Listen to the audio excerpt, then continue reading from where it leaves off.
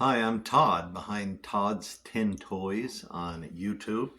And I get these old toys broken from the 1950s. They were made in Japan and they helped the nation recover from World War II. This one today that I'm working on is called El Toro. And it is actually an old toy that is a matador fighting a bull. There wasn't the sensitivity back then to a lot of the animal cruelty that goes on today.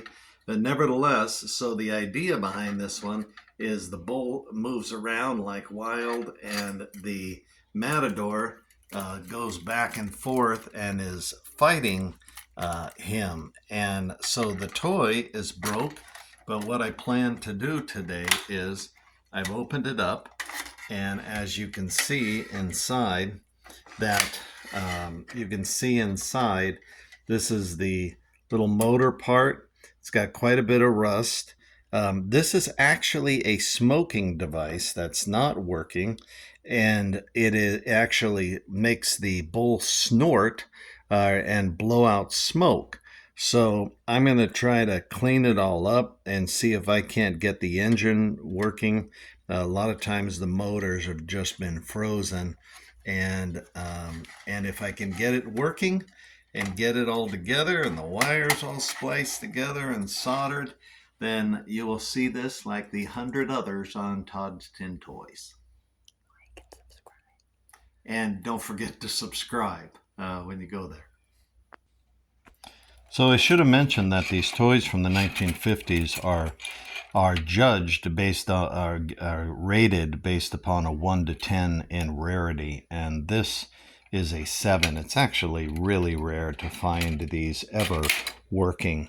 So I'm going to start right in here, and you can see right here, this is actually a little puffer that when the motor's working, it blows the smoke out. And I see a wire that's loose right here, and my hunch is that this wire went right to the smoker and allowed it to smoke. There's no guarantee that it will still work at all, but this is what I'm after, and we'll see. There's a lot of rust in this, and what you're seeing right here is some corrosion. Normally this happens around the battery, so there was some water or something, the moisture for decades, but it doesn't stop its operation, and we'll see if we can get it going. So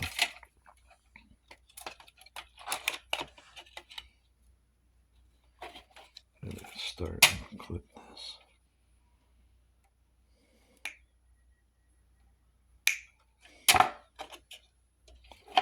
I just want to see if I can get this little puppy, if the solder is solid. And this puffer still appears to be working. Normally it has holes on it.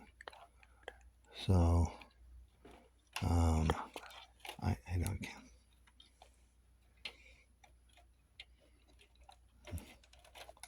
Wow.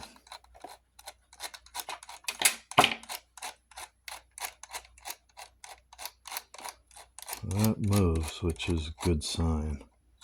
But will the battery move? That's the question. So I just like to see if it gets loosened up and check all the springs and things before I go after it.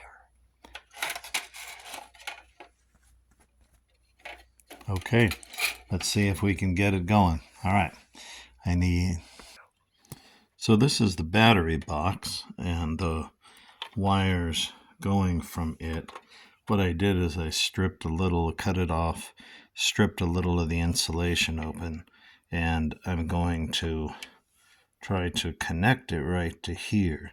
I'm going to see if this old solder, first of all, will melt. We'll see. I gotta get a new soldering gun. It's getting a little, I've used it for so long, so often, it takes a little while. There we go. So,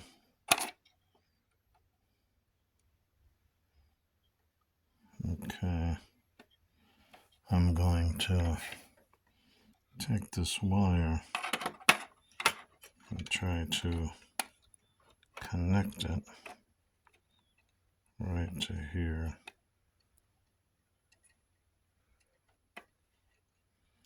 See if it will connect with the solder that's already there.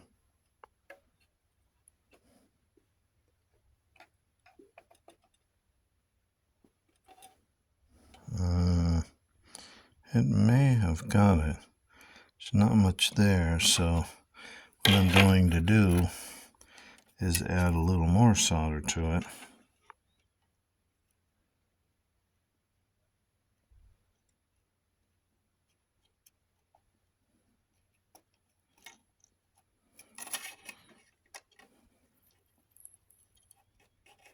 Whoops.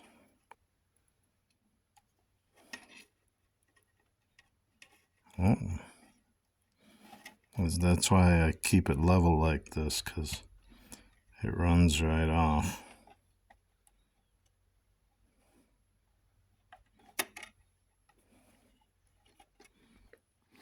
Okay, so what I did is I soldered this wire back on. I also noticed right here on the puffer there were a couple holes, which happens because of it being 75 years old and not working. So I used a little rubber type of cement to plug up that hole. And I also, right here, these little latches were loose. I sometimes like to look in here because I can tell when the toys have been opened or not. And this one had not. And somebody marked a positive for positive side of the batteries.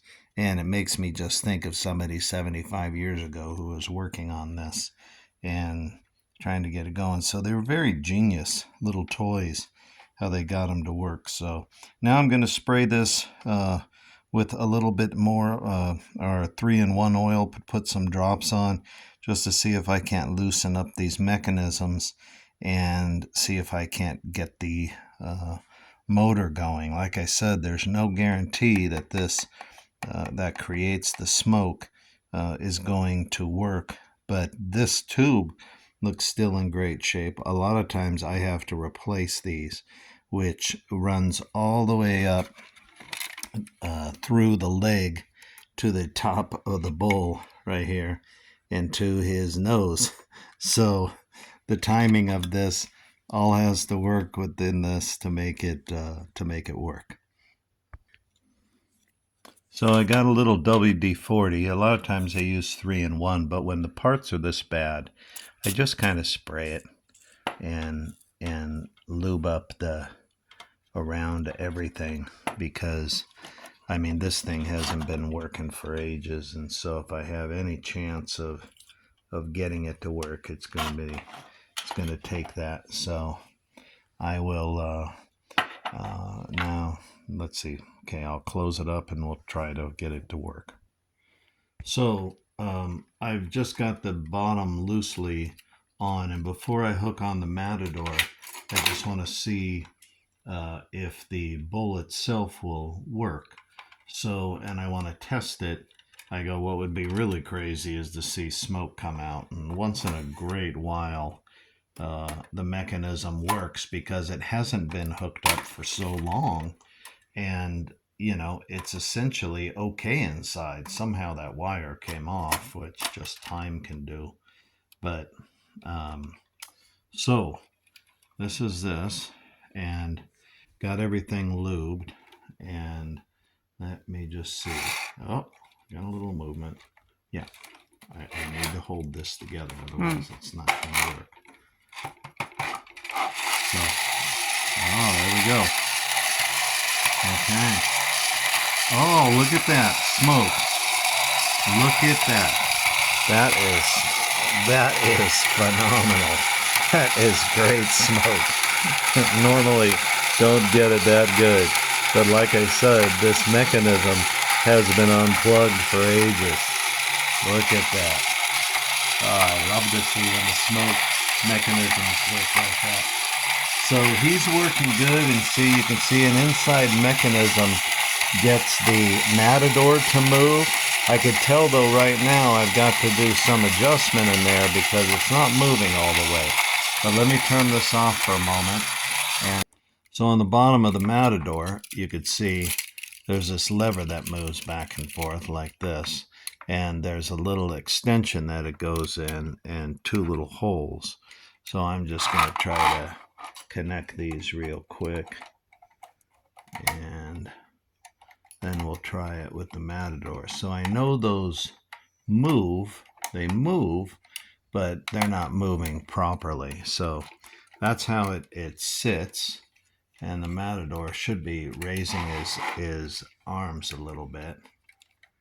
Let's see. There we go. You know, like a Matador does. All right, let's see it work at least a little bit with this. There we go. He's fighting the Matador. Let me get this side without the rust a little bit. Oh, see the smoke? Whoop, here. So, I tell you what, this is working pretty good. Where's that smoke? There's the smoke. See it coming out of him, blowing on the guy as he's trying to fight him.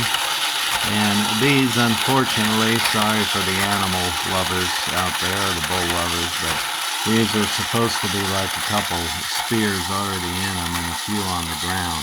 The tin litho actually refers to all these images, and this side is really nice. So you can see he's moving some, but he should be moving a lot more over to this side. And I've got to fine-tune that mechanism, but all in all, for oiling it up and getting things going, I'm like, not bad. And I'm really impressed with that smoking mechanism. Like that is, they just normally go that much. But I know fixing that hole on the little puffer helped too. But I need to make some adjustments in here. So this is El Toro by the Craigston Company in the 1950s. If you like this toy and you want to see lots of others, please go to and subscribe to Todd's Tin Toys on YouTube. See you there. Look at that smoke. Oh,